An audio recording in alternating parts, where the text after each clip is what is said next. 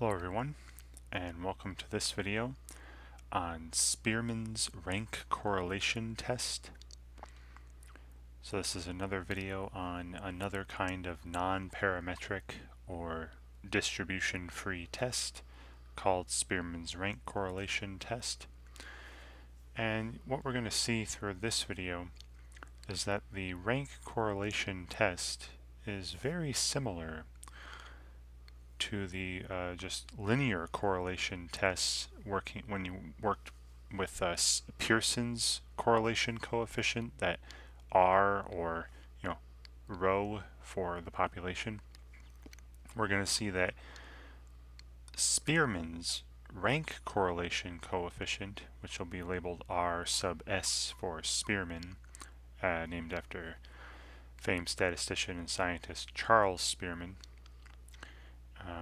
You'll see that the calculation for that is very similar. It's done in fact in the same exact way, but instead of using the actual data themselves, we're going to be ranking the data, right? Which is done, very often. You saw if you watched my video on the sign test, you saw in these non-parametric or distribution-free tests, very often the actual data itself is replaced by a label. Like in the sign test, it was a plus sign or a minus sign. Here in the rank correlation test, we're going to be replacing data, the actual values, with how they rank among the other values in that sample. So again, with more labels. So you do lose a bit of information there. Alright, so this particular test is not a test necessarily of linear correlation, but just, correlation in general, or rank correlation. Are two variables related or associated in some way, not necessarily a linear way, like back when we were talking about Pearson's correlation test. Alright, so an introduction to this. Spearman's rank correlation test, or just sometimes referred to as just the rank correlation test. Spearman's rank correlation test is a non-parametric, meaning distribution-free. No assumptions are made about the population being a normal distribution or a t or chi-squared. There's no assumption that the population has to have some sort of fit some sort of distribution. Right? So Spearman's rank correlation test is a non-parametric or distribution-free test that uses ranks of sample data consisting of matched pairs, right? So just like in the regular linear correlation test way back whenever you saw that in whatever previous chapter you've read that, the data will be in matched pairs, right? So you'll have a pair of data related to the same individual, and each pair of data, each value in the pair will correspond to a different variable, whether it be the height and weight of an individual, and we'll see other examples coming up in the rest later in this video. This test, it is used to test for an association, right? An association, a correlation between two variables. And as I mentioned out loud on the title page, this association that we're testing for is not necessarily two S's, sorry, is not necessarily a linear association or linear correlation like it was back in Pearson's correlation test. So got a little bubble down here. With rank correlation, we can sometimes detect relationships that are not linear, as I mentioned here. So when we eventually can make a conclusion using this rank correlation test, the conclusion will simply be that two variables are correlated, or the two variables I'm looking at are not correlated. And that's the type of test I'm going to be running here in this video. Right. Now you could run across other examples in other videos or other texts where you might conclude that two variables are positively correlated, meaning as the ranks of one variable increases, the rank of the other variable also increases, or that two variables are negatively correlated. As the rank of one increases, the ranks of the other variable tend to decrease. But for this particular video, I'm simply going to be testing whether or not two variables have correlation or not. Alright, so it's going to be kind of like a two-sided test every test I run in this video. Alright, so I want to talk a little bit before I get into how to perform this test about the ranking. What do I mean by ranking the sample data? And how do we handle it when there are ties?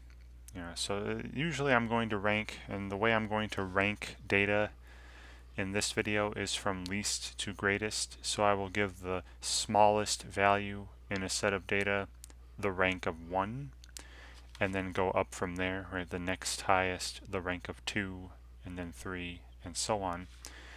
And what I want to do on this next page is show you how do we handle ties among the ranks. Alright, so handling ties among ranks. And now this particular way, I'm going to handle ties the way I'm going to do it in this video. This is a common procedure for this. How do we rank values that are the same value, that are equal, that are tied? Other texts you might come across might go about, ranking tied values in a different way. And that could have an effect on what you'll see later, what's called a Spearman's rank correlation coefficient, which I'll get into later. Alright, so let's say I have a set of sample data. Right, just I'm measuring heights or something. Maybe these are all heights in inches of some bugs that I'm looking at or something. I don't know. It doesn't matter. So say I have some sample data that I've sorted. Right now, in the examples later, I'm not going to have sorted data. It's not going to be written from least to greatest, so I'm going to have to look at the sample a little more closely. So here I have some sorted sample data: 4, 5, 5, 5, 10, 11, 12, 12. I'll make an initial ranking. Right, I'll rank these. Again, the way I'll be ranking them in this video is from least to greatest. Alright, so the smallest value, the minimum value in my sample data will get a rank of 1, and then go up from there. So the 5, 5, 5, rank 2, 3, and 4. 10, rank 5, 11, rank 6, 12 and 12, ranks 7 and 8. Right, there are eight values here. So my highest rank is 8 at the moment. But I notice that there are some equal values. There are some values that are tied. Right, so I would like the tied values, the equal values, to have the same rank because they are the same data value. So the 3 5s and the 2 12s, right, these are tied values. I would like them to have the same rank. So I'm going to keep my initial rankings right now, but then for the ones that are tied, right, the 3 5s were originally ranked just 2, 3, and 4. What we're going to do is I'm going to rank equal values with the mean of their initial ranks, right? If I was just ranking them 1 through 8 as I did here. 2, 3, and 4. What's the mean value of 2, 3, and 4? Well, 2 plus 3 plus 4 is 9, and then divided by 3, right? There are 3 values. 9 divided by 3 is 3. So I'm going to give each of these tied values, all 3 of these 5s here, a rank of 3. Okay. So again, the number 4, that lowest value, still has a rank of 1. But now these 3 5s, these next highest values, 5, 5, 5, they're all the same. I give them the average or the mean of their ranks 2, 3, and 4. I give them all the rank of 3. All right. Then 10 will still have a rank of 5. 11 will still have a rank of 6. Right? It's the ones that aren't tied, the ones that aren't equal to any other value, keep the same ranks. and then the two 12s are equal. Right? They're tied values. So I would like them to have the same rank as well. Well, in my initial ranking, those were ranked 7 and 8, right? And there were only two of them. There's only two of these 12s. Find the mean value of 7 and 8, right? That would be 7 plus 8 is 15, divided by 2 is 7.5, or 7.5. So the way I'm going to rank the two 12s is 7.5. Right, so this 12 has a rank of 7.5, this 12 has a rank of 7.5. But I would like equal values to get the same rank by taking the mean of these initial rankings. Okay, so I hope that was clear. Hope that made sense what I'm doing here when I come across tied values or equal values in my data, and then I'm going to try to rank them, right, give them some label from least to greatest. All right.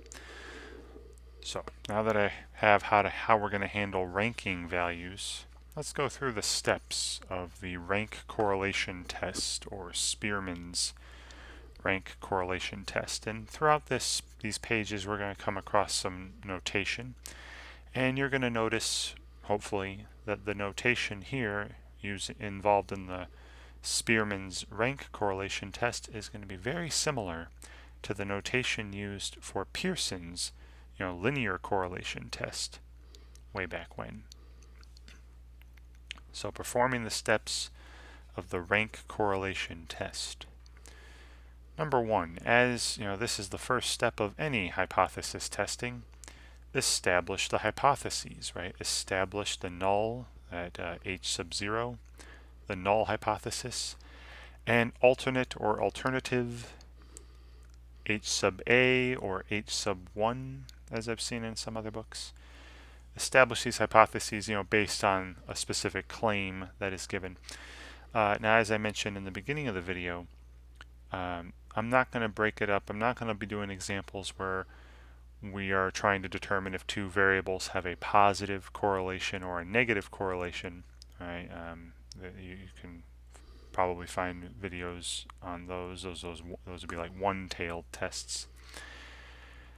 In this video, I'm just going to stick to using the rank correlation test to determine if there is a correlation or is not a correlation, right, between two variables. Right, it's that simple. So every single one of my tests are going to have these hypotheses in this video. The null hypothesis will be that there is no correlation, there's no relationship between the variables. Meaning that the value of now this is called rho. It looks like a P, but it's the Greek letter rho, R-H-O. Rho sub S. All right, now, if you hopefully you recall that rho was used as the population Pearson's correlation coefficient when we talked about linear correlation. Rho sub S is, Spearman's. That's what the sub S is for. It's not me. That doesn't mean standard deviation. Right? It means Spearman's. This is Spearman's rank correlation coefficient for the population. Right. So I see down here, rho sub S, Spearman's rank correlation coefficient for the population. Again, like I said, this is similar to Pearson's correlation coefficient, just plain old rho. And if you recall, rho took on a value between -1 and 1 inclusively. Same for this rho S. Rho sub S is going to be some value between -1 and 1. Right? The closer to 0 it is, the less correlated the variables are. The closer to 1 this is, the stronger positive correlation the variables have. And the closer to -1 it is, the stronger, negative correlation the variables have. Just like with linear correlation, but we're not talking linear correlation necessarily this time. So my null hypothesis that there is no correlation between the variables, that involves equality, like all null hypotheses should. And that's that rho, we're going to be assuming that rho sub S equals 0. Right? That means, again, there's no correlation between the variables. And then the alternate hypothesis is just, the opposite of that. There is a correlation or a relationship between the variables, or that this rho sub s is not 0. All right, so maybe it's closer to 1 or closer to -1, but not 0. All right, that there is a relationship between the variables that we're looking at. All right. So after I've established these hypotheses, I'm going to then assign ranks to the sample data. Right. So some information will be lost, sure, but that's usually happening in a non-parametric or distribution-free test. So I'm going to look down my matched pairs. The first value will represent some variable, the second value will represent some other variable, and I'm going to rank each variable separately. All right, so we're going to rank the first value in the pairs, the first values in the pairs, and then we're going to rank the second values in the pairs accordingly. All right. So I'm going to, and I'll show you how this is done in the examples I have later in the video. So assign ranks to the sample data. All right, and then number 3 is just like with any hypothesis testing, you calculate some test statistic. Now the population Spearman's rank correlation coefficient was rho rho sub s, right? Just like Pearson's correlation coefficient was labeled rho. And do you recall that Pearson's correlation coefficient for a sample was labeled r? Well, just like that, Spearman's correlation coefficient, rank correlation coefficient for a sample is labeled r sub s. All right, so it's just like the r when we had testing, when we were testing for linear correlation, but now we're just testing for rank correlation, just general correlation between variables. And look at this. This this is a crazy formula here. I'm not going to really explain it. Just know that the way that this rank correlation coefficient, this r sub s, the way that this is calculated, this is the exact same calculation that you used for Pearson's correlation coefficient, right? That thing called r way back when. So I'm just going to use my calculator for this. Right? I'm going to use technology for this instead of going and doing this by hand, because that would be actually quite tedious. Now, what do the x's and y's and n's all mean? All right, where in this formula, the value of n, when I see n there, is the number of pairs of data. Right? The number of pairs of data, not the total number of values you're seeing, but the number of pairs of data is the value of this n. X represents the ranks, right? Not the values themselves. Remember, I'm assigning ranks to the values, so that we're getting rid of the original data and replacing them with their ranks among the data. X represents the ranks of the data in one variable, right? So maybe down the first values, the ranks of the first values in the ordered pairs, in the matched pairs. And Y will represent the ranks of the data in the other variable, right? So the ranks of the values in the second coordinate of the matched pairs, right? The second values of the matched pairs. Now, this formula is good all the time. All right, this again, the same way that the RS is calculated the same way that R was, right? But just using the ranks of the data instead of the actual values. Now, if you'd like, all right, like I said, I'm going to use a calculator for this, but if you'd like, there's another formula that this simplifies to when there are no ties in the ranks. All right, so this crazy formula here will simplify. Right? If there are no ties in the ranks, this calculation for the test statistic, this calculation for RS, can be simplified to RS equals 1 minus, and then this fraction here, where the numerator is 6 times the sum of the d squared values, where d is the difference in the ranks for a matched pair. So I would take every pair of ranks and subtract those ranks, right? Take the differences then square all those differences and add them up, right? Remember, that's whenever you see this sigma, capital sigma symbol, this little E looking thing, means you're adding. That's in the numerator, and then divided by n times the quantity n squared minus 1 in the denominator, where, again, remember, n is that number of pairs of data. It's the same n as up here.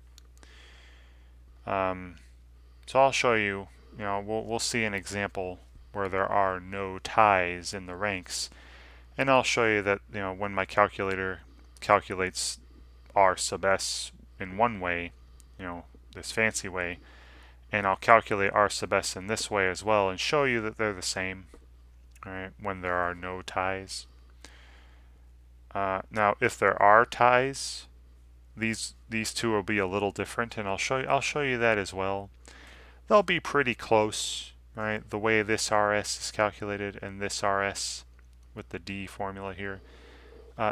If there are ties, these will be pretty close. So if you still use this formula with the D in it and the n over n times n squared minus 1, this thing, if there are ties and you still use this, it would be considered acceptable.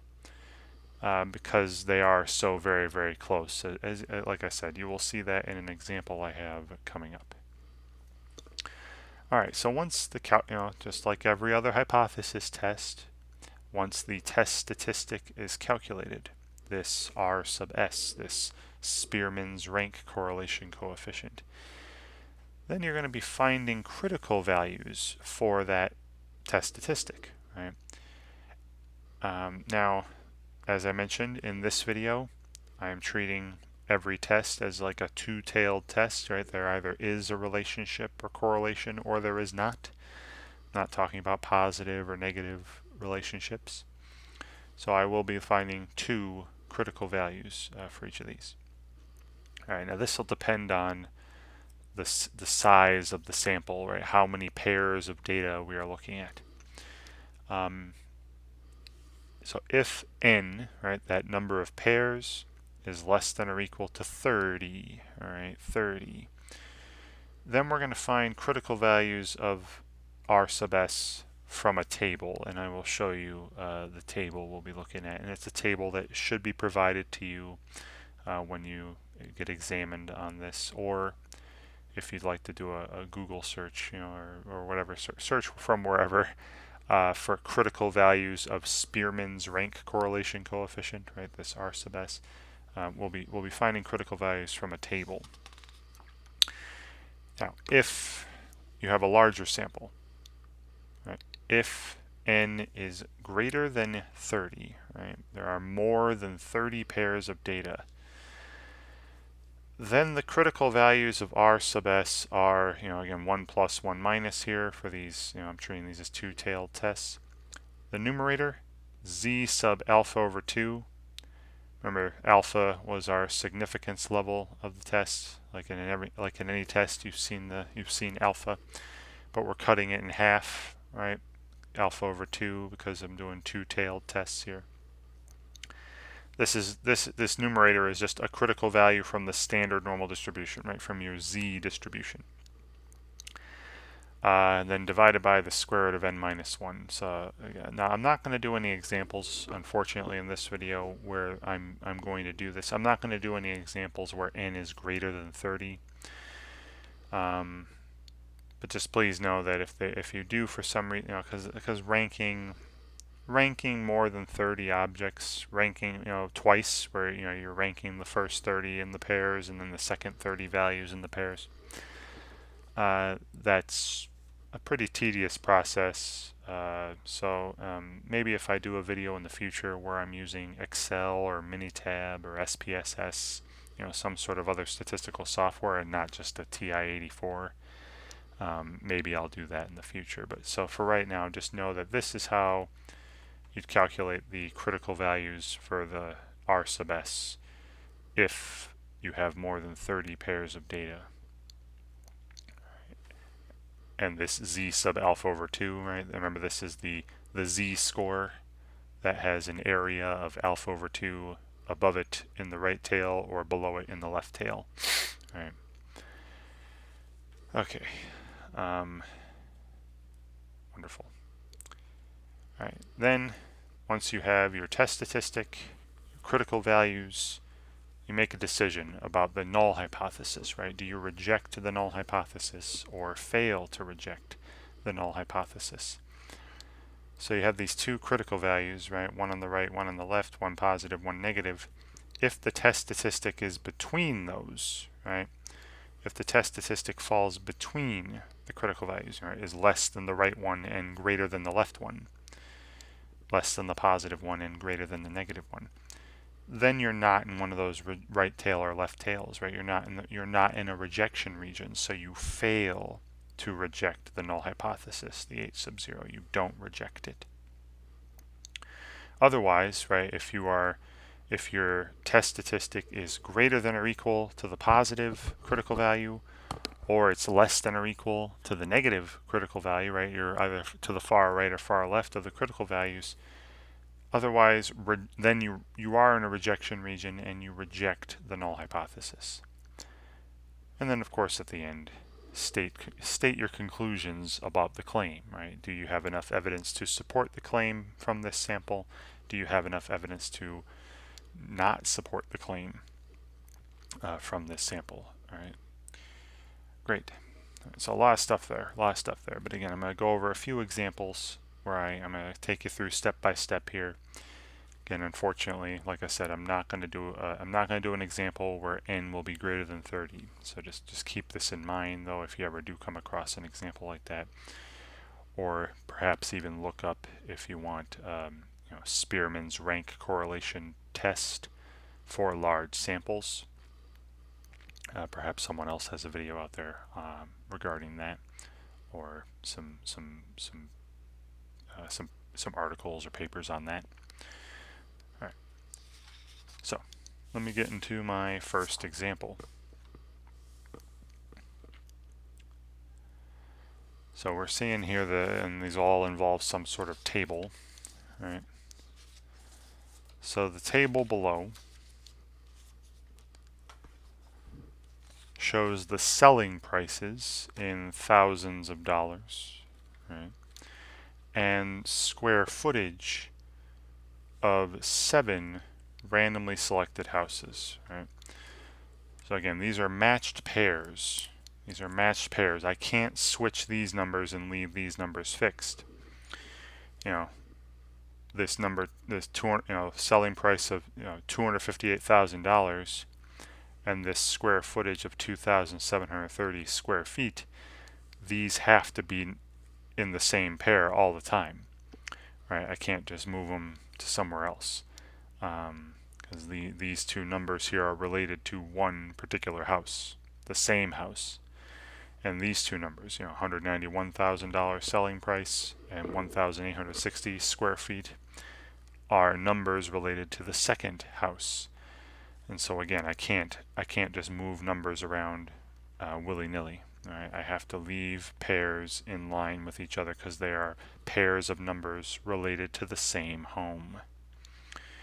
All right, so counting, I'll just write this right now. We have 1, 2, I already mentioned 7, right? But you can see here there are 7 pairs of data. So remember that value of n I mentioned earlier. I'll just keep this up here right now. N equals 7, so definitely less than or equal to 30, right? That's definitely less than or equal to 30, which was kind of that cutoff for, how do I calculate the critical values when I go to the critical values later. All right, so hopefully you can read these numbers, and they're right across from each other. All right, so I've got these 7 pairs of data in a table here. And then what I'm asked to do is the following, and I'll come back to the table, just bear with me here. Determine whether there is sufficient evidence to support the claim of a correlation between selling price and square footage at the alpha equals 5% significance level. That says significance. Sorry about the icance at the end part. That's kind of bad. All right. So, part 1, step 1. Establish your hypotheses.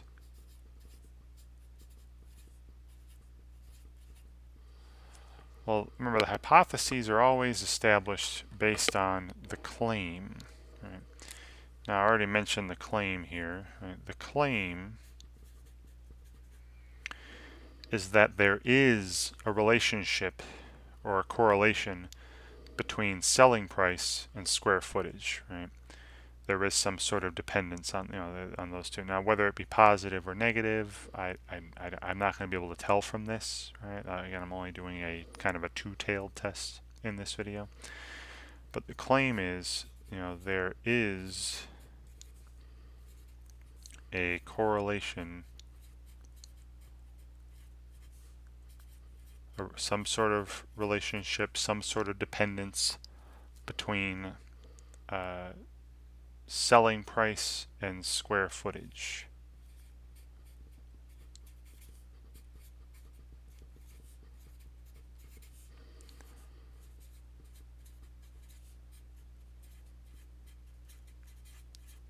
Right, and that's kind of a reasonable claim. I mean, you'd actually probably suspect that they'd have a positive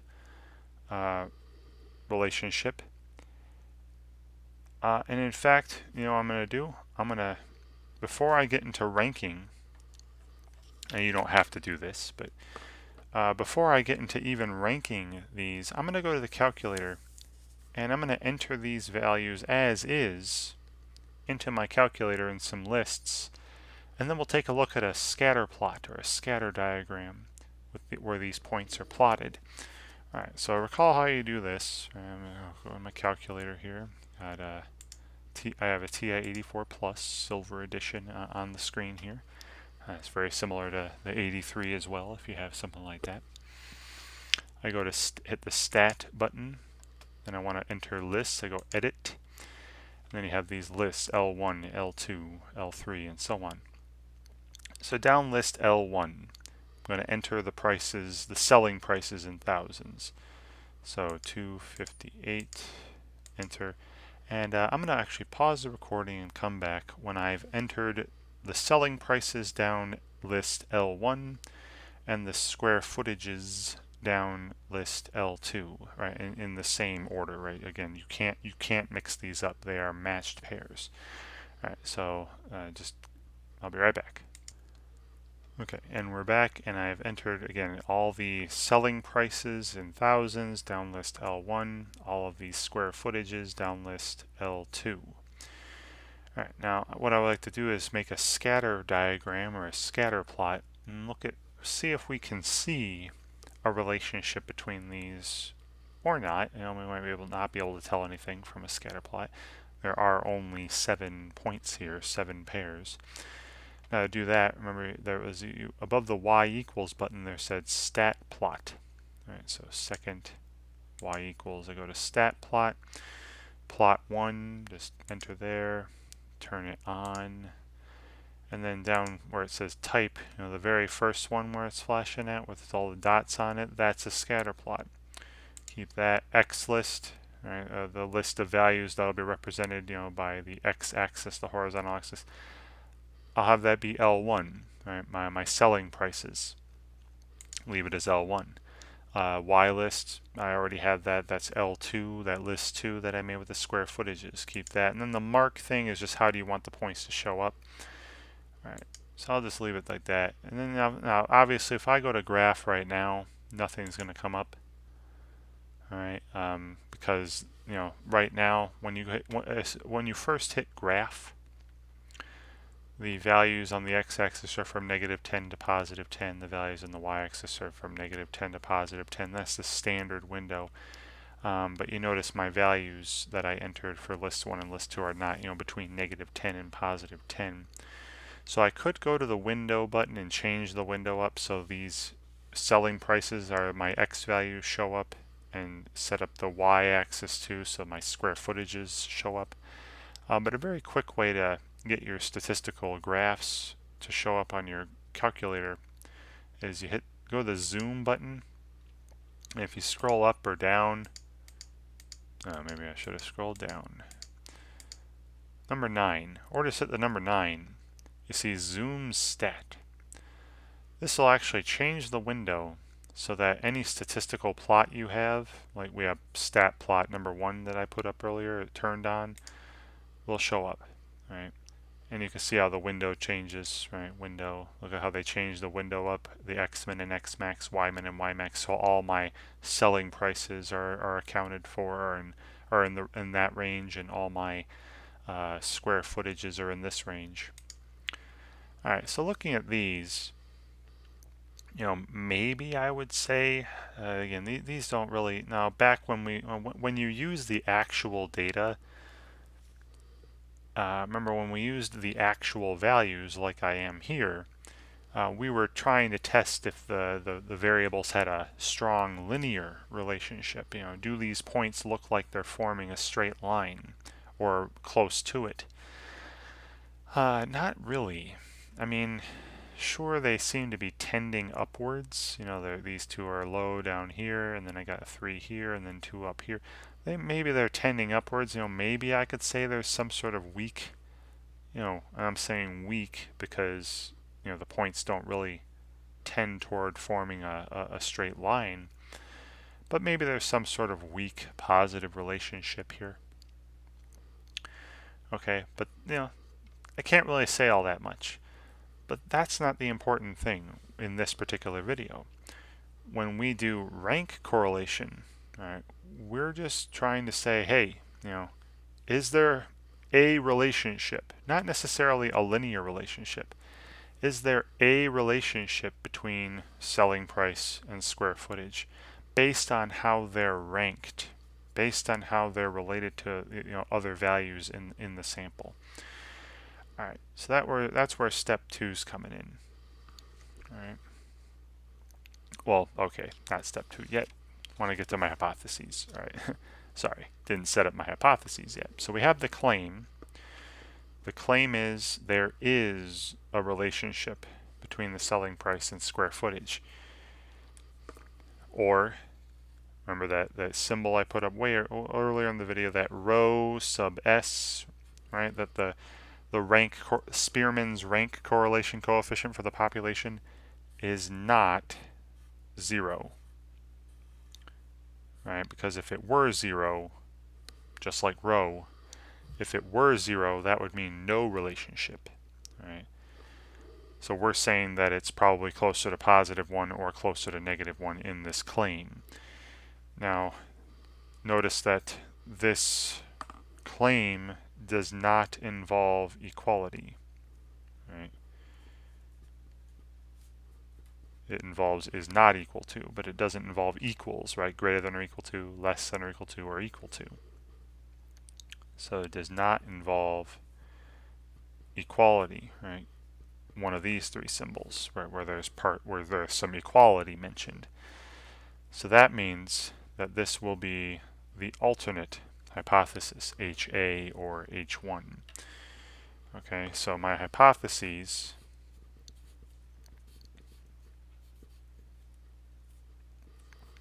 again, HA is going to be that this rho sub S is not 0, meaning there is a correlation between the variables, right, between selling price and square footage. And then the opposite of that, the statement involving equality, will be the null hypothesis, right, that this rho S is equal to 0, meaning that there's no correlation. All right, and remember, this null hypothesis, that is what's being assumed to be true, and then we run our test. All right, so we're assuming from the get-go, we assume that there is no relationship between selling price and square footage. And just based on looking at that scatter plot, that may be, but again, that was a scatter plot involving the actual values. Let's just take a look at how they're related when I just look at how they're ranked among one another. All right, so that comes part 2. Right, so I've established my hypotheses. Part 2, I'm going to go back to the table for this because we can do it on the table. Part 2, number 2, is ranking. All right, let's assign the ranks. Now you're going to rank each variable separately. All right. So I'm going to put the ranks in a different color. All right.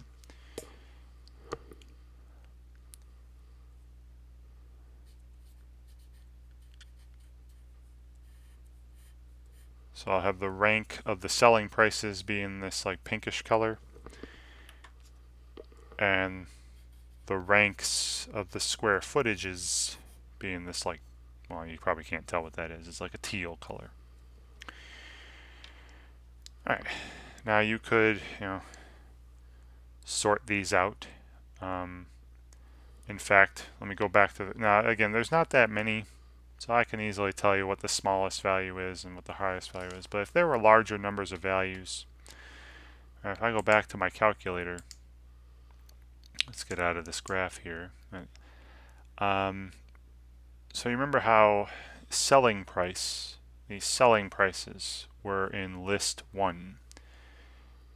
So if I go stat and then maybe sort ascending or sort descending, I'll do sort ascending and then hit enter, and then what list, say I do list 1, sort that in ascending order, done, and then I go back to the edit area and I can see now, again, now this is messed up, right? It changed the order. So I wouldn't look at a scatter plot with these. All right, it changed the order. That's bad. But I'm only doing it so I can rank the values more easily. So you see how 168 is the lowest, and the first list, 168 is the lowest, and 282 the highest. So I go to rank these. So 168, I'll give a rank of 1 for the lowest. All right. Then it looks like 191, rank of 2 for the highest, the next highest. Then the next one's 245, so a rank of 3. Then 249, a rank of 4. 253, a rank of 5. 258, a rank of 6. And 282, rank of 7. Right, so 1 through 7, and notice there are no ties, right? None of these values are the same value, so I don't have to assign, the average of the ranks for the tied values like I showed you on the second page of the video. All right, and then I'll do the same thing for the list 2, right? Why not? So let me get out of here, go stat. I'll sort in ascending order list 2, so second 2, have L2 show up. Go back to the list. And now again, this is now list 2 is now in ascending order, lowest to greatest. Again, these ordered pairs are messed up now, right? These are wrong. I wouldn't look at a scatter plot for these. Right? They're not in their matched pairs the way they should be. But I'm only doing this so I can make ranks a little easier. So 1860 has a rank of 1. That's the lowest. Then the 2,140 square foot home has a rank of 2. 2,180, a rank of 3. 2,310, a rank of 4. 2,450, a rank of 5. 2,730, rank of 6. And 2,920 square feet, a rank of 7. All right. And again, note there aren't any ties. There weren't any values that were the same value. Okay. All right. Great. So I established my hypotheses. I've done the rankings. All right. next comes the test statistic, right, that R sub S. Right. So next comes number 3, the test statistic, that R sub S. Now, remember I said because there are no ties, right, because there are no ties, this crazy formula will give me the same result as this formula. All right, and I will show you both of those results. All right. Again, I'm just going to have the calculator do it just like you did with linear regression, right? Just like when you were trying, the same way you found R on the calculator. You know, when you were studying linear regression before this, I'm assuming you have. Right. So here's how I'm going to do it. All right. So again, let's go back to the calculator. This time, instead of using these actual values, I mean the order's messed up anyway. I clear these lists,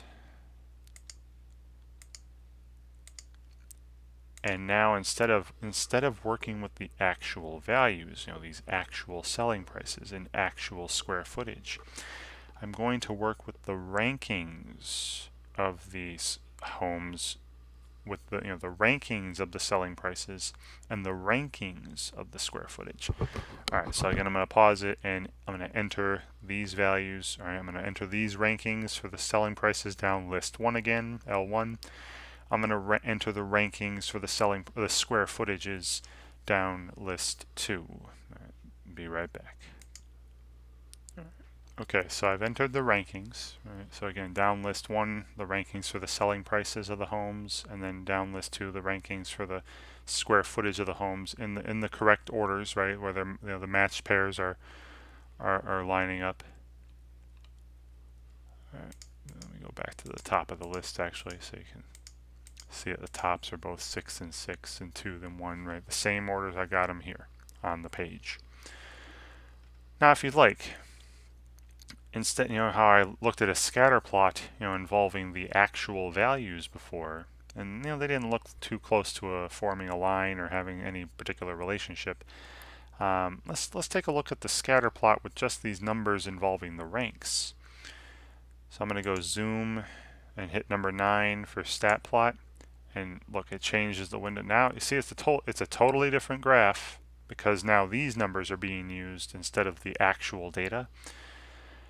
And yet again, I think this is still pretty spread out.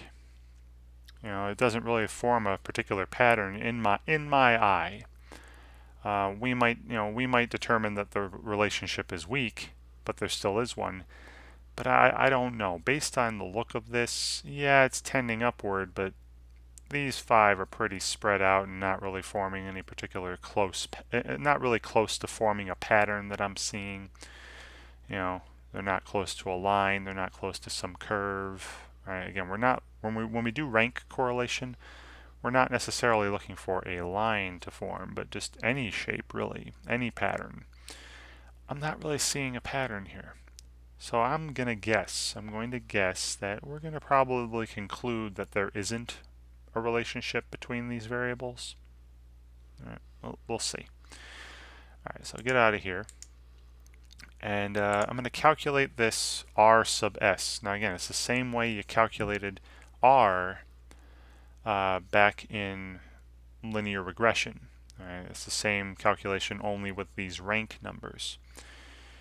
Now, I'm going to show you something that you probably are going to see on 84. Remember how you did this? You go stat, hit the stat button, calc, and then I was doing the linear, again, I know I'm not really doing linear regression, but I'm doing the calculation. I'm having the calculator, calculate this R sub S in the same way it calculated R back when we did linear regression. So I go there. What's the X list? That's L1, right? The ranks for the selling prices. The Y list is L2, the ranks for the square footage. No frequency lists. All right. Now look at what happens when I hit calculate. Now you might be thinking, hey, where's the R? I thought you said we were calculating R. This is like the factory settings for TI 8384.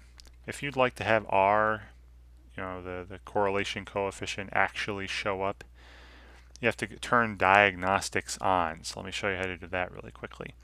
So I go second, and then above the number 0, there's the catalog. And I just hit where I'm looking for diagnostics. So right now you see it's in alpha mode with a little A up here. So I just hit the X inverse button where it's below the letter D. And then scroll down till I see diagnostic on. There's diagnostic off, there's diagnostic on. hit enter, then enter again, and it says done. Now try it again. Go stat, calc, down to that linear regression with list L1, L2, the ranks that I've entered, and then hit calculate, and there it is, R. All right, so R is so that's going to be this RS. All right, there's the test statistic. Approximately 0. And I'll go 3 decimal places. 679. 679. All right. Now, since there were no ties, I could have also used the other formula. All right, but I'll box this in for right now. All right, that's our test statistic. R sub s equals 0.679. But since there were no ties, let me show you how else I could have done this. I would recommend just using the calculator, right? Just have it do the linear regression calculation, the same calculation for R for this RS. But I just wanted to show you, since there were no ties in the ranks, you could also calculate this way. Say R sub s equals 1 minus, and then you have a fraction where the numerator is 6 times the sum of the difference in the ranks squared. All right, and I'll show you how to find that, and then divided by n times n squared minus 1 in the denominator. All right, so these difference in the ranks, I'll make this list here. Go back, so down this chart. Let's make some lines here. So I've got the ranks of the selling prices, the ranks of the square footages, and then here's the D that I'm talking about in this formula. All right, this is the difference in the ranks. So what's 6 minus 6? 0. There is no difference in the ranks for this first pair. 2 minus 1, 1. 5 minus 2, 3. 1 minus 3, negative 2. 4 minus 4, 0. 3 minus 5, negative 2. 7 minus 7, 0. All right, and then the sum of the d squareds that's being mentioned in this formula is the square of all these values added up. All right, so the sum of those d squareds would be 0 squared, so 0, plus 1 squared, 1, plus 3 squared is 9, plus negative 2 squared is positive 4, plus 0 squared is 0, plus negative 2 squared is 4, plus 0 squared is 0, and this is what, 10, 18. So this, in the formula, this is going to be 1 minus, the numerator will be 6 times the sum of these differences squared, which I showed you was 18. So 6 times 18 in the numerator. And then in the denominator, I have n times n squared minus 1. N was that number of pairs. There were 7 pairs up here, right? N equals 7. 7 times and then 48. Right? 7 squared is 49 minus 1. All right, and let's see what I'm getting here. Right, this is approximately, and I'll enter this in my calculator. So 1 minus, then in the numerator, 6 times 18 should be 108, and then divided by, and then again put that in parentheses and put the denominator in parentheses 2, in parentheses denominator 7 times 48. And look at this, 0.6785, which to the 3 decimal places is 0.679. The same value. All right. So like I said earlier, you can just have the calculator do that linear regression calculation, because it is the same calculation. All right. But if there are no ties, you could choose to do this formula as well. All right. All right. When there are ties, when there are ties, this formula gives you a value that's slightly off of the linear regression formula of the way you calculated Pearson's R, but they're pretty close. They're actually pretty close, and I'll show you I'll have an example coming up where we actually do have ties, and you'll see that they're not exactly the same, but they are close. And if you decided to use this formula here, it would be fine. All right, so I have my test statistic finally. Then after that, right, critical values. Right, find the critical values. Now my sample size here, I had 7 pairs of data. That's definitely less than or equal to 30. So I'm going to find critical values for this Spearman's rank correlation coefficient from a table. All right, and the table that should be provided is here. All right, so for critical values.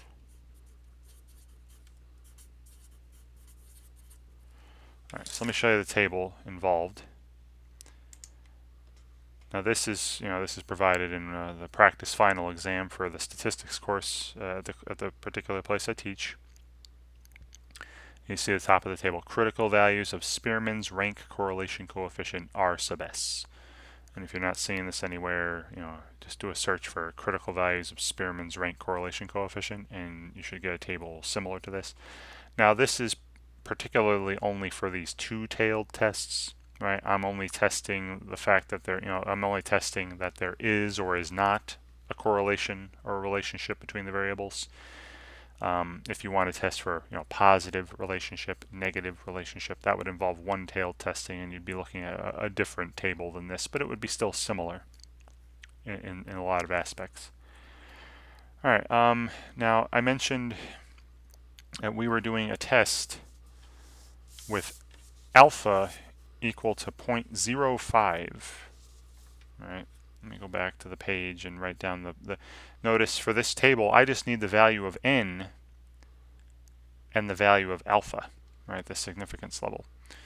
So n was 7, right? N was 7. There were 7 pairs of data, so I'm on this third row here. And the significance level alpha for my test was 0.05, so I'm in this third column. So 7 for n, 0.05 for alpha. Now notice how it's giving me 0.786. At the bottom, notice it tells me when to reject the null, and see this, if n is greater than 30, use the critical value of this, right, like I mentioned in my previously, but again, I'm not going to do any examples where n is greater than 30. We're going to be taking the absolute value of these things, whatever you see here, just do plus or minus that. All right, as again, we should be having 2 critical values. This is a two-tailed test. There is or is not a relationship between the variables. So I'm seeing 0.786. So from my table, my critical values are positive and negative 0.786. I'll write that. So I'll say R sub S, maybe crit below it, are plus or minus 0.786, right? This was with alpha equal to 0.05, n equal to 7. Right. Give me those. All right, then I need to make a decision. Part 5. If the test statistic I found, that R sub S with the calculator earlier, if that lies between the critical values, then we don't reject the null. But if it's greater than or equal to the positive one, or less than or equal to the negative one, then I do reject the null, and then we state our conclusions. So 5, decision. Now, if I make a little line here, where remember the values of the Spearman's correlation coefficient, just like Pearson's, can only be between -1 and 1. The critical values from the table were at -0.786 and +0.786. And outside here and outside here are our rejection regions. Right, to the left of -0.786 and to the right of positive 0.786. So let's put reject. Right. So let's see where the test statistic fell.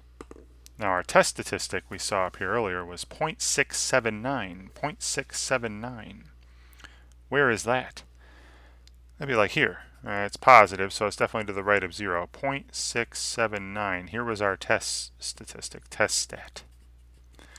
You see that does not fall in those rejection regions. It's actually between the two critical values.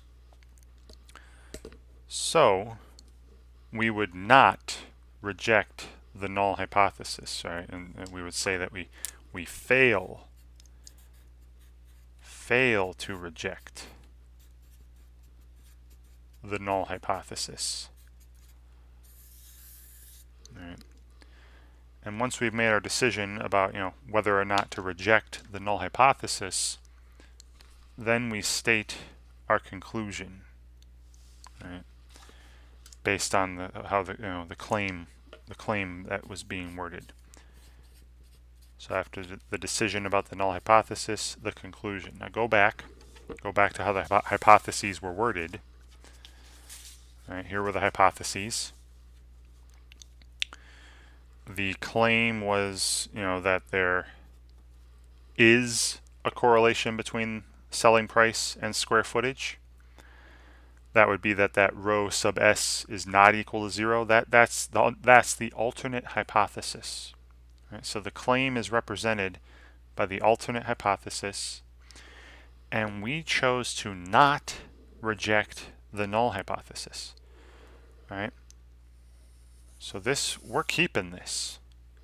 I'm going to put like a check mark next to it or something. We're keeping this. We're keeping that assumption that there is no correlation.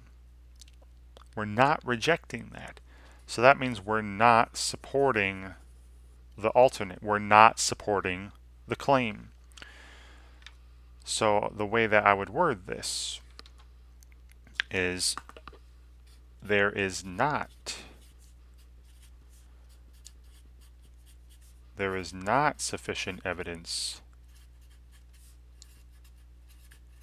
or there is insufficient evidence, you could say, same as long as you word it in a way that has the same meaning.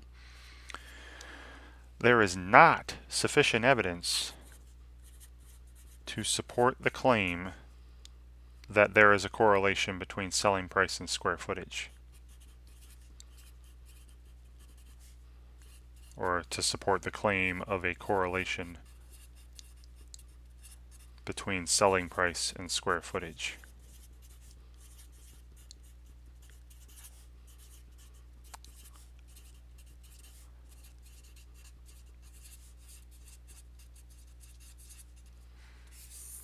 So my little guess earlier ended up being correct for, just for this particular sample. All right, remember my scatter plot earlier. I'll show you one more time. All right, this was the scatter plot for those pairs of rankings. And just looking at that, it didn't look to me, that there was any discernible pattern forming, right? Some, they weren't close to forming some curve, some line. Sure, they're tending upward, but not in a really strong way. So, based on this sample, right? Now, again, we could be wrong, right? There's always a chance that you're wrong. That's what alpha is, right? Alpha was the probability of making that type 1 error, where you reject the null hypothesis, but you are wrong, and it is in fact true. And then there was also type 2 error, but there's always a chance that you're wrong, right? So we're saying here that, based on this sample that I was given of just these 7 homes and how they ranked, there doesn't seem to be enough evidence to say that selling price and square footage are related. All right. And then you might think, well, why wouldn't that be? And then you might run some other tests, involving some other variables, like perhaps it's more about, you've heard real estate talk, it's more about location, right? They might have pulled these homes from an area where, property value isn't very great, and so like larger square footage homes get sold for less prices than in like Beverly Hills in LA, on Rodeo Drive or something like that. So like there might be some other reasons why we're saying here that selling price and square footage aren't related. But for right now, based on this particular sample, we're going to say that there doesn't seem to be enough evidence, right? There's not enough evidence, not sufficient evidence to support the claim that selling price and square footage are related, right? Or associated or correlated, however you want to word that.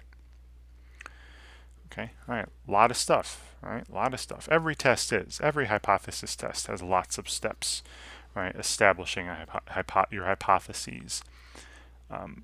Finding a test statistic, finding critical values, or a p-value, right? But don't worry about p-values so much for rank correlation. Then making a decision about the null hypothesis, and then stating a conclusion. I mean, there's that at least that many steps in every hypothesis test, as I'm sure you're used to by now. If you're working on non-parametric tests now, there's a good chance you've worked on other types of hypothesis tests before. All right. Next example.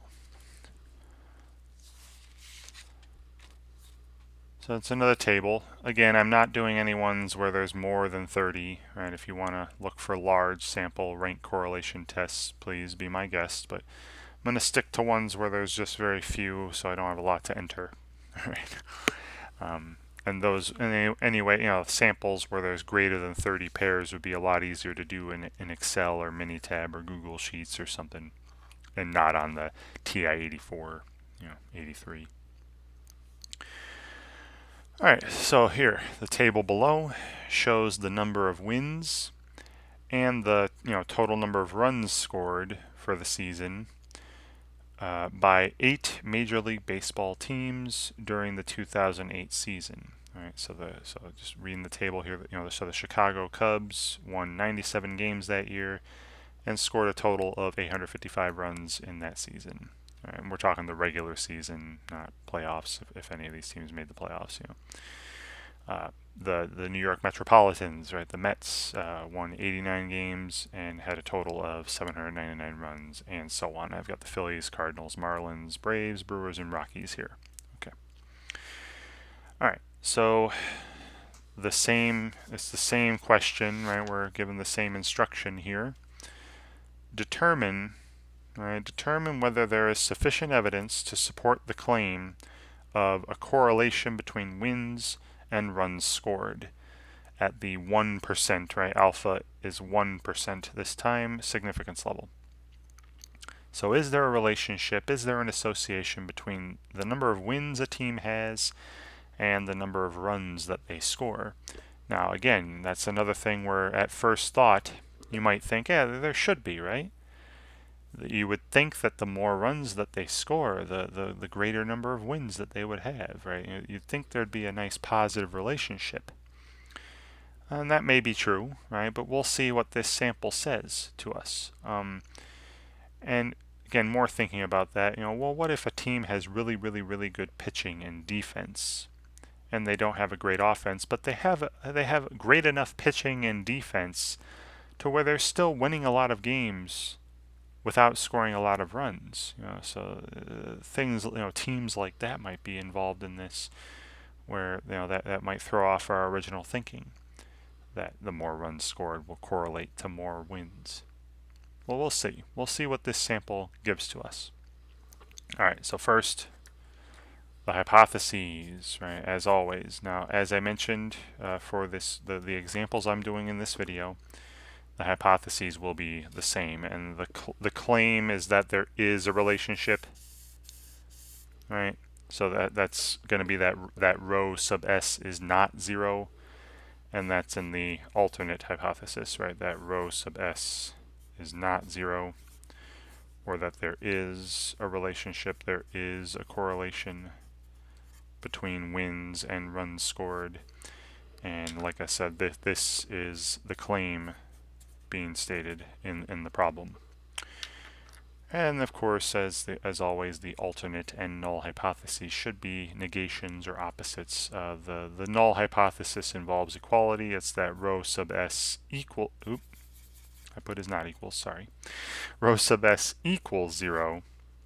And if that's the case, we're going to be saying that there's no correlation between the variables. Right? And this is what's going to be assumed, right? You always assume that the null hypothesis is true, and then run your test and make a decision about that null hypothesis. Do we accept that or not accept that, right? Do we reject it or not reject it? Whatever. All right. Next, the rankings. All right, so I have my hypotheses set up. I know which one represents the claim. I know what to assume. Now the rankings. Again, I'm going to go back here, and I'll rank the wins. Right, I'll put ranks in for the wins and for the runs scored by these teams. Right. So again, I'll do ranks in this. It's like a tealish color, if you can tell, and the ranks for the runs in this maroon color. All right. So as before, before I actually get into the rankings even, let's just take a look at the scatter plot for the data as is. All right, what you would normally do if you were trying to see if there was a linear relationship between wins and runs. All right, so again, I'm going to pause it and enter these numbers down 2 lists in my calculator, and I'll show you the scatter plot. All right, so be right back.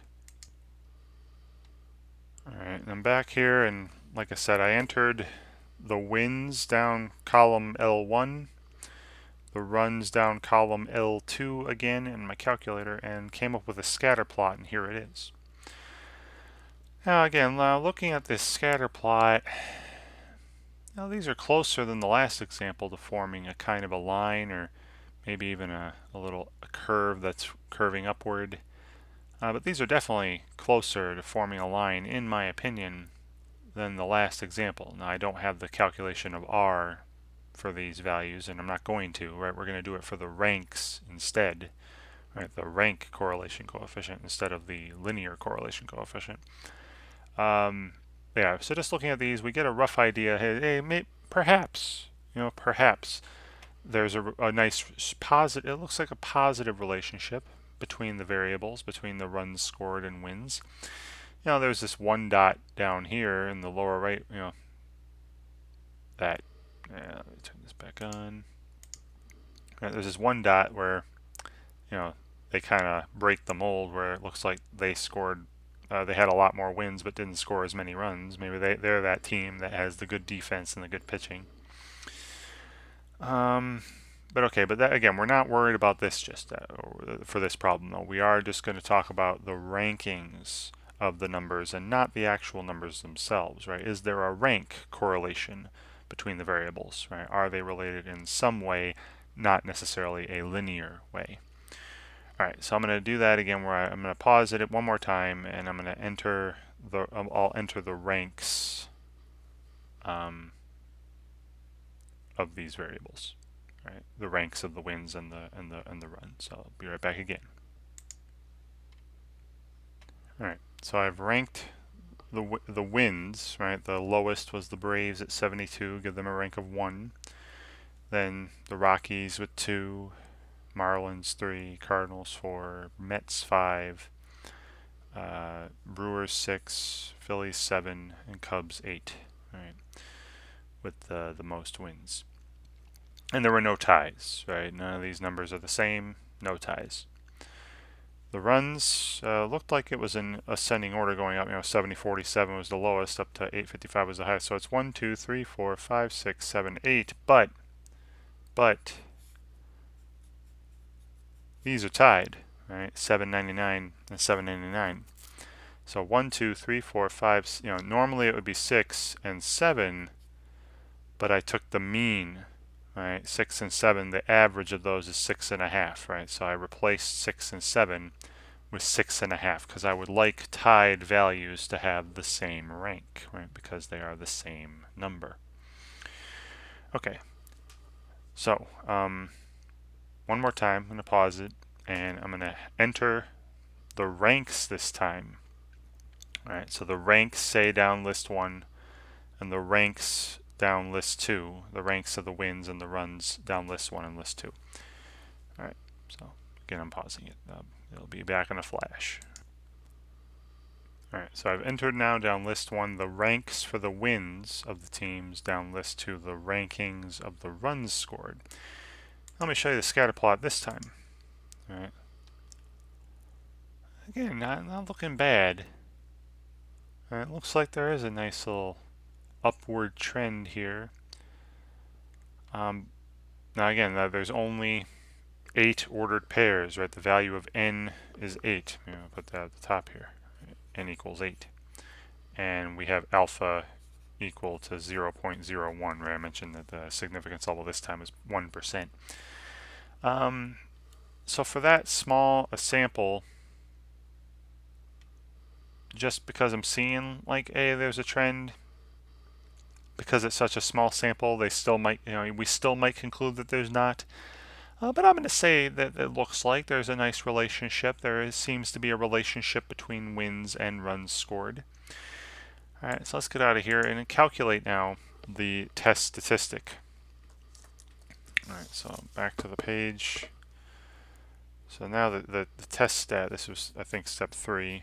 All right, I think I'm going to stop writing step numbers, but test statistic. So that was that R sub S, right? The Spearman's rank correlation coefficient.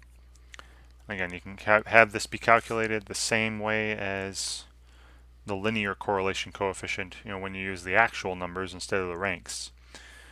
So I'm going to go stat, over to calc, linear lin reg there. List 1 has, again, L1, L2 are my lists still. If you use different lists, just make sure you got them in the right places. List 1 was for the ranks of the wins. List 2 was for the ranks of the runs scored. Calculate, and R is coming up here as 0.6946, so about 0.695, right? 0.695.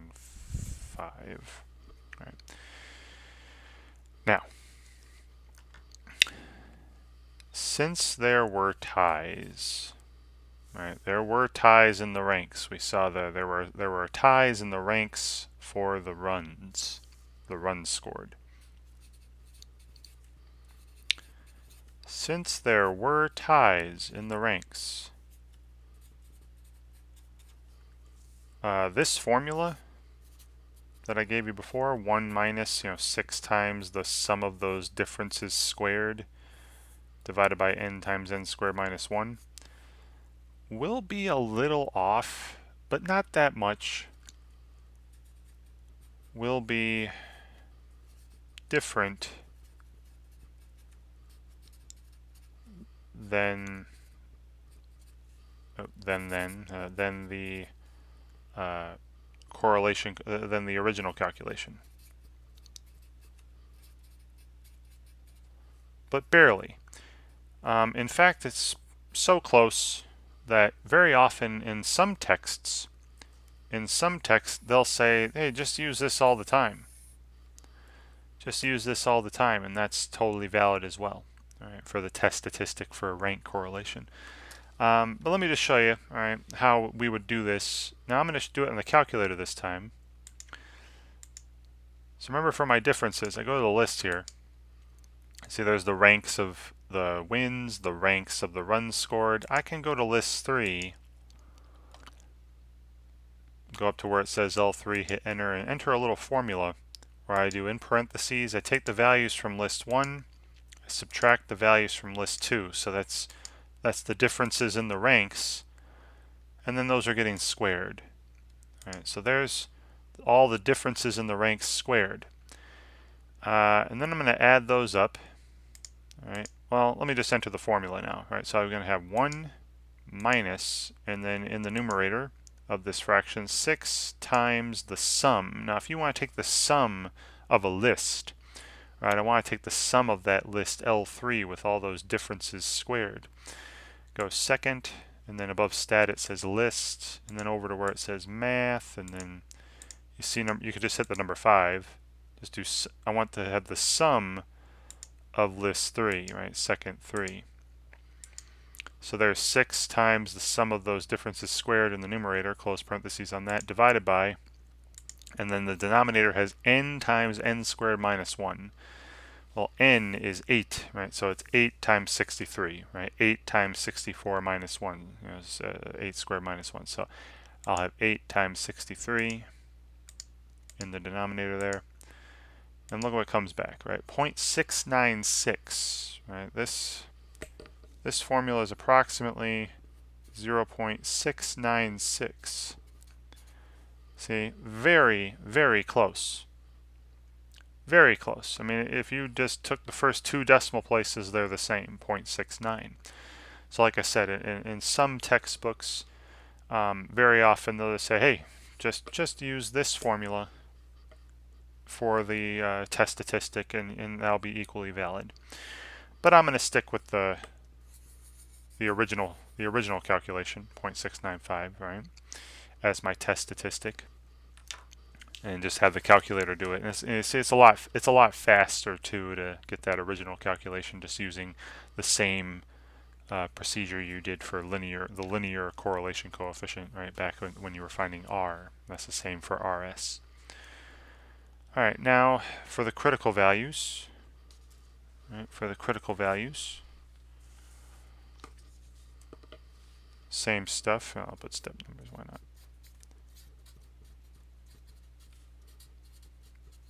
So we have n equals 8. Right, there are 8 pairs, and the value of alpha here was 0.01. And that's definitely less than or equal to 30, right, the value of n. So I'm going to that table. If it were greater than 30, again, there was a little formula I had up way back earlier in the video to help you find critical values for RS. So back to this table, and don't forget this is giving us 2, one positive, one negative. N equals 8 this time, so I'm in this 4th row, and alpha is 0.01, so the very far right, alpha 0.01, so 0.881 and negative, don't forget the negative one too, negative 0.881.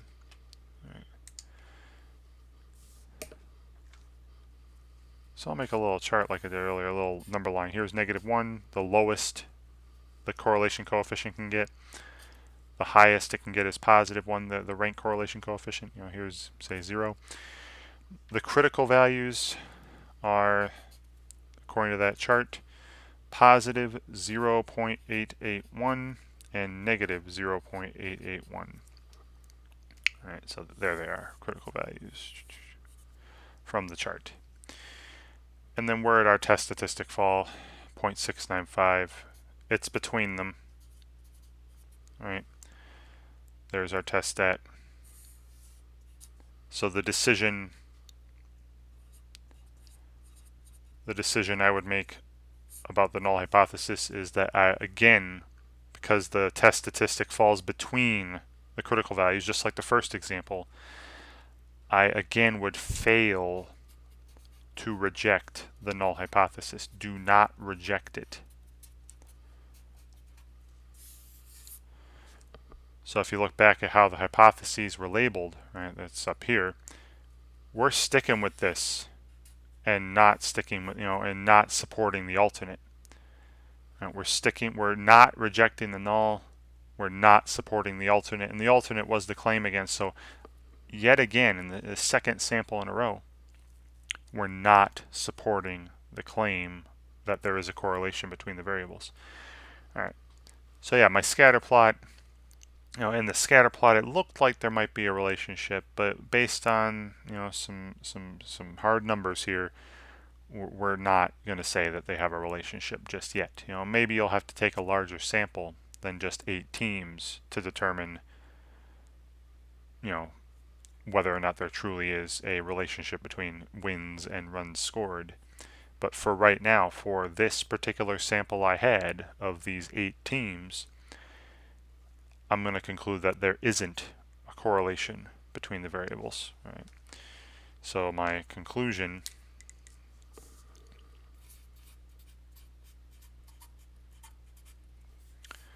there is not sufficient evidence or enough evidence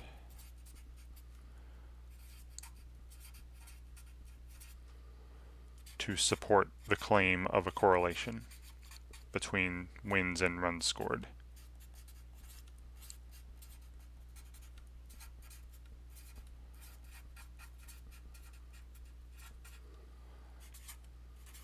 Oops, let me push this up a bit, sorry.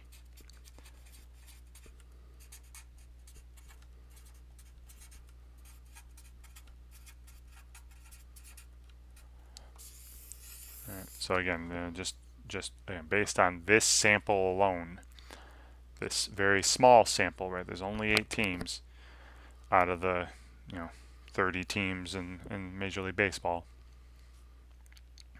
I think 30, I don't know, depending on when this was recorded. But based on this one sample of 8 teams, I'm saying there doesn't seem to be a correlation or a relationship or an association between the number of wins a team has and the number of runs it scored that season. All right. And I've got just one more example, again, where I'm having less than or equal to 30 pairs, right? So I'm just going to use that chart again and not go to the z-scores, and and if you ever come across examples where there are more than 30 pairs of data, it's just a little more tedious in that case, right? Because you have to do rankings for 30 values on each variable, so it's like 60 rankings you have to make it. But still, just know if you ever come across that, you're using that other formula for critical values and comparing your test statistic to those. But I'm not doing that here. All right, so one final example. Here, another table, right? So the table below shows the mileage in thousands of miles and the selling price in thousands of dollars of 8 used cars. So another 8 pairs, n equals 8, of 8 used cars of the same model, right? So 8 Ford Tauruses or whatever, right? 8 used Ford Tauruses. I don't know what car you want me to put in here, but so n equals 8 again. There are 8 matched pairs of data, and again, I can't move data around these. This car with 21,000 miles on it sold for $16,000, right?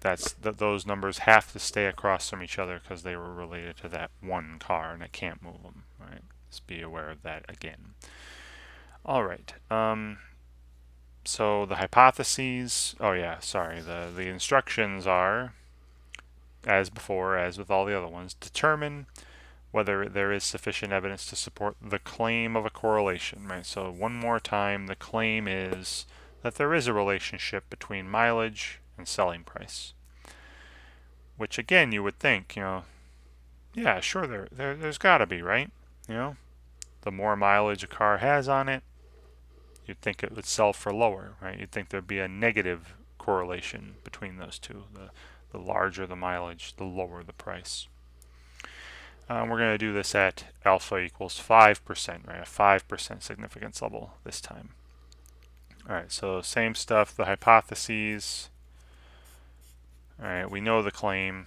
It's that there is a correlation. So that's that row S is not 0, right? So that there is a correlation between the variables.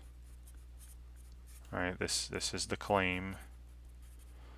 And the null hypothesis is that, there is no relationship. Did it again, didn't I? That row S equals 0. Right? That row S equals 0. That there's no relationship between the variables. And again, this is what's being assumed. Right? You assume there is no relationship. Run your test and then make your decision from there.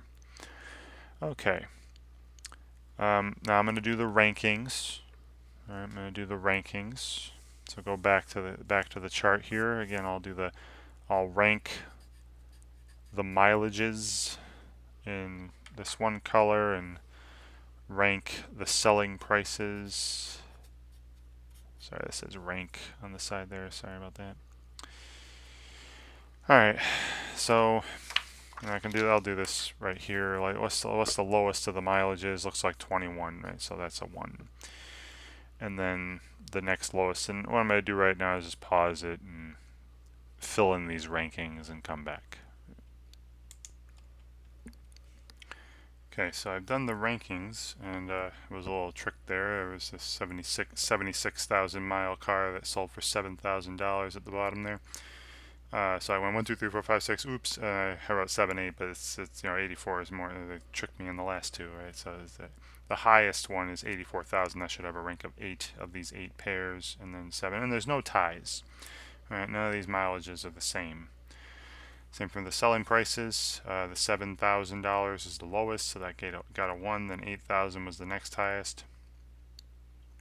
The next lowest after that, and the highest was the $16,000. So it went 1, 2, then 5, 3, 7, 6, 4, 8. All right, going up like that. And I've already entered these also into my calculator, as you'll see in my list 1 and 2. Over here, I've got these ranks entered. And again, no ties, right? There are no ties in the selling price ranks as well as in the mileage ranks. All right, let me show you the scatter plot. Zoom 9, and look again. It kind of looks like they're tending downward, as you would expect. These are kind of close. Like these 4 here and these 3, they're close to like riding along a line. Seemingly, they look like they're forming some sort of pattern. A little spread out, but looks like they're tending downward. Right? As you would expect, the larger the mileage, the smaller the selling price, right? So the higher the mileage rank, the smaller the selling price rank. So I'm going to guess again that there is a relationship, there is a correlation between mileage and selling price. And let's see if this sample of 8, let's see what we conclude after running the test with the test statistic and critical values and all that. All right, so I have those in. Now let me calculate the test statistic. So get out of here. I've already got my list 1 and list 2 entered. So I go stat, calc. Again, I'm just doing the same calculation as for linear regression. Right? Linear regression, x list is L1 again, y list is L2 again. Calculate, and the value of r is negative point, and it should be negative. You saw it tended downward, right? If it tends upward, usually it's a positive r. This is a negative r. So our test statistic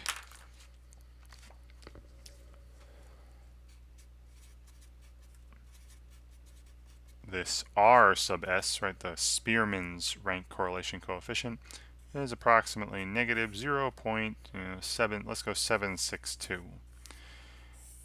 I'll use that. And since there were no ties, right, you could have also used that other formula, and you would get the same thing. But this time, I'm not going to do that. Right. All right. Then for the critical values, let's put crit values here. Go into the table, right? Now, n was equal to 8, alpha 0.05, right? That's 0.05, 5% significance level. So I go in my table, right? It's definitely it's less than or equal to 30, this n. So I'm going to the table for the critical values, 1 positive, 1 negative here. So again, n equals 8, but this time alpha equals 0.05, so my critical values are 0.738 and negative 0.738. And I'll make a little drawing again. So here's a little scale from the value of the correlation coefficient should range from -1 to 1. I use 0 in the middle. The critical values, according to that chart, right, 1 positive, 1 negative, were positive 0.738 and negative 0.738. Right? So there were the critical values from my chart. Right? Where does the test statistic lie? Okay, here we go. All right, it's not like the first 2 examples where it was between. Look, negative 0.762 is to the left. Right? It's more negative than negative 0.738, right? Negative 0.762. It's in one of those rejection regions, right? If your test statistic is greater than or equal to the right positive value, critical value, or if it's less than or equal to the negative critical value, you're in one of these rejection regions. So my decision here, what to do with the null hypothesis, is, and this time I am going to reject the null hypothesis. So different than the last two examples. So looking back at the way the hypotheses were worded, I am not sticking with H0 this time. Right? We're rejecting it based on this sample. And we will stick. We will stick with HA. We will stick with the alternate hypotheses, and that was the claim. So we're going to say here that we do support the claim. Right? The evidence in this sample does support the claim. Right, which I'll write at the very end here. Right, so this time, right, the conclusion, there is sufficient evidence, right? Not is not. Right? There is enough evidence. There is sufficient evidence. Or if you want to be really weird with it, there isn't insufficient evidence, right? Double negatives, but just anything that is equivalent to saying that there is enough evidence. There is sufficient evidence this time, in this particular example, to support the claim of a correlation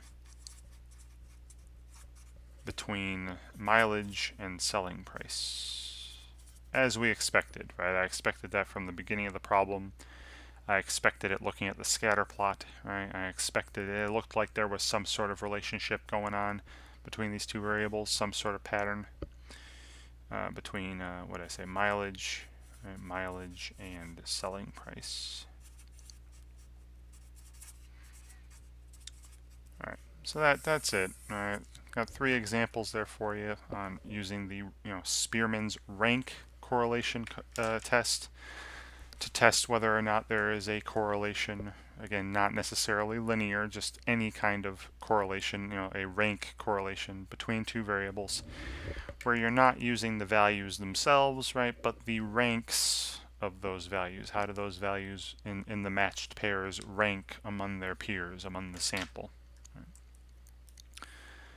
All right, and just like any other test, though, right, you state hypotheses, find your test statistic, your critical values, compare the test statistic to critical values, see if you're in a rejection region or not. You make your decision about the null hypothesis. Do you reject the null hypothesis or fail to reject it? And then once you've done that and you remember what the claim was and where it was represented, was it represented by the null hypothesis or the alternate hypothesis? Once you've done all that, you can then finally make a conclusion about the claim. Do you have enough evidence to support the claim or not enough evidence to support the claim, or does the evidence warrant rejection of the claim or not warrant rejection of the claim? However it's worded, as long as you're using wording that's equivalent to the meaning that I've given, you should be okay. All right. So hope you enjoy practicing problems, again, with sample sizes with less than 30 pairs, right? Less than or equal to 30 pairs. That's all the examples I've done. Hope you enjoy doing problems like that, and just do as many as you can in whatever books you're looking at. Just maybe even just search for exercises involving Spearman's rank correlation, if you want some extra practice. It's the only way to get better at these things. And if you want to do ones where the sample size is greater than 30, right, there's more than 30 pairs, you can do that too. Just remember that the critical values are found in a different way, right? This way here, where you have 1 positive, 1 negative, and you're finding critical, values like you would find for the standard normal back in when you were doing like standard, when you were doing tests about a population mean, right? When the population standard deviation was known and stuff like that, you would do z-scores, right? That's that z-score there. Just remember that you're using those critical values for more than 30 pairs, but hopefully you don't come across too many of those. All right. Thank you very much for watching, and I hope you enjoy this.